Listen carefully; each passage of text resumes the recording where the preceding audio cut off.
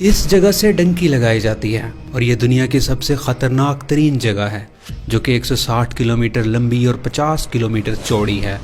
دونوں طرف سمندر، بیچ میں گھنا جنگل، زہریلے سانپ، بچھو اور ایسے کیڑے جن کے ایک ڈنگ سے آپ چند سیکنڈ میں مر سکتے ہیں۔ پہاڑ، ہر دن بارش اور بارش سے سیلاب اور لینڈ سلائیڈنگ۔ اس پورے ایریا میں کوئی بھی نہیں رہتا۔ یہاں نہ تو کوئی روڈ ہے اور نہ ہی کوئی کنسٹرکشن، اور یہاں سے پیدل گزرنے کا مطلب موت کو دعوت دینا ہے۔ مگر ایسا کیا ہے کئی لوگوں کی جان جانے کے باوجود بھی یہاں سے پیدل گزرنے والوں کی تعداد بڑھتی ہی جا رہی ہے۔ 2021 میں 1,30,000، 2022 میں 2,50,000 اور 2023 کے سپتمبر تک 3,60,000 لوگ یہاں سے گزرنے کی ٹرائی کر چکے ہیں، جن میں سے اکثر مر بھی گئے ہیں اور بعض نے یہ جگہ کراس کر بھی لی ہے۔ اصل میں اس جگہ کا نام ڈیرین گیپ ہے اور یہ دو ملکوں کولمبیا اور پاناما کے درمیان میں موجود ہے۔ پاناما سے آگے سینٹرل امریکہ، میکسیکو اور پھر USA موجود ہے۔ تو معاملہ کچھ یوں ہے کہ کولمبیا اور اس کے ساتھ وینزویلا، ہیٹی، افریقہ اور ایشیا سے لاکھوں کی تعداد میں لوگ اپنے بہتر روزگار اور بہتر زندگی کے لیے اپنا ملک چھوڑ کر غیر قانونی طور پر امریکہ جانا چاہتے ہیں، کیونکہ قانونی طور پر وہ امریکہ کے ویزے کی ریکوائرمنٹس پوری نہیں کر پاتے، اسی لیے وہ غیر قانونی طریقہ جس کو ڈنکی کہا جاتا ہے کا استعمال کرتے ہیں۔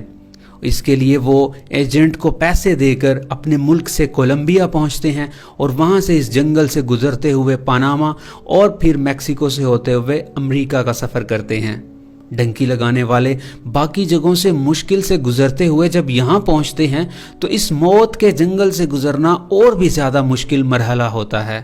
اس 160 کلومیٹر لمبے جنگل کو پیدل کراس کرنے میں تقریباً 10 سے 15 دن لگتے ہیں، اور جنگل بھی ایسا کہ جس میں زہریلے سانپ، بچھو، کیڑے، مچھر اور پھر اوپر سے بارش اور لینڈ سلائیڈنگ کا خطرہ۔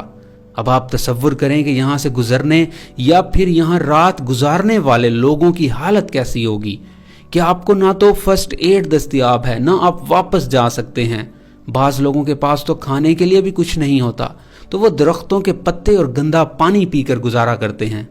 موت کا خطرہ ہر وقت ان کے سر پر لٹک رہا ہوتا ہے، مگر مجبوراً اپنی بھوک مٹانے اور بہتر زندگی یا اپنے گھر والوں کے لیے کرنا پڑتا ہے، اور ہر سال یہ تعداد بڑھتی ہی جا رہی ہے۔ یہاں نہ تو کوئی سڑک ہے اور نہ کوئی آبادی۔ ایسا کیوں ہے؟ کیا کوئی بنانا نہیں چاہتا یا بن نہیں سکتا؟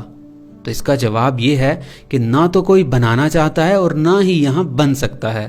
مگر ایسا بھی نہیں ہے کہ کسی نے یہاں پر روڈ بنانے کا سوچا ہی نہیں، بلکہ 1970 میں یہاں روڈ بنانے کا منصوبہ بنایا بھی گیا، لیکن انوائرمنٹلسٹ کی جانب سے اس پروجیکٹ کو رکوا دیا گیا، کیونکہ یہاں روڈ بنانے کے لیے جنگل کا کچھ حصہ کاٹنا پڑنا تھا، جس سے ماحول پر برا اثر پڑتا۔ یہاں تقریباً سارا سال بارش ہی ہوتی رہتی ہے، جس سے سیلاب اور لینڈ سلائیڈنگ عام ہے، اور دھوپ بھی نہیں نکلتی، تو یہاں سڑک بنانا بہت زیادہ مشکل ہے۔ اس کے علاوہ یہاں زہریلے سانپ اور کیڑے مکوڑے بہت ہیں جو چند سیکنڈ میں انسان کی جان لے سکتے ہیں، اور اس سب کو اگر ہم کور کر بھی لیں تو بھی ایک اور وجہ یہ ہے کہ کولمبیا اپنے ڈرگز کی وجہ سے دنیا میں بدنام ہے۔ اگر یہاں روڈ بن بھی گئی تو اگلا خطرہ یہ ہے کہ ان ڈرگز کو سمگل کر کے پھر اس راستے کے ذریعے سے پاناما اور میکسیکو سے ہوتی ہوئی USA تک پہنچ جائیں گی، جو کہ USA نہیں چاہتا۔ اس کے علاوہ کولمبیا کی امریکہ کے ساتھ کچھ خاص نہیں بنتی، مگر امریکہ کی پاناما کے ساتھ کافی بنتی ہے۔ اس کی وجہ یہ ہے کہ پہلے پاناما کولمبیا کا ہی حصہ تھا، مگر اس ڈیرین گیپ کی وجہ سے کولمبیا پاناما پر ڈائریکٹ کنٹرول نہیں کر سکتا تھا، جس وجہ سے پاناما کے لوگوں نے اپنے لیے ایک الگ کنٹری کی تحریک شروع کر دی، جس میں امریکہ نے پاناما کا ساتھ دیا، کیونکہ امریکہ کو اپنی ٹریڈ کے لیے پہلے بہت لمبا سفر سمندر میں ایک طرف سے دوسری طرف جانے کے لیے کرنا پڑتا تھا، مگر پاناما کے ساتھ دینے سے اس کو پاناما کینال سے ایک شارٹ کٹ راستہ دوسری طرف پہنچنے کے لیے مل سکتا تھا۔ تو اس نے اپنے فائدے کے لیے پاناما کا ساتھ دیا اور آخرکار پاناما الگ کنٹری بن گیا، اور پھر پاناما نے امریکہ کو اس کینال سے راستہ بھی دے دیا، اور آج کی ڈیٹ میں اس راستے سے امریکہ اور دنیا کے کافی سارے دیگر ممالک اپنی ٹریڈ کے لیے یہی راستہ چنتے ہیں، اور یہ ان کے لیے آسان بھی ہے اور شارٹ کٹ بھی۔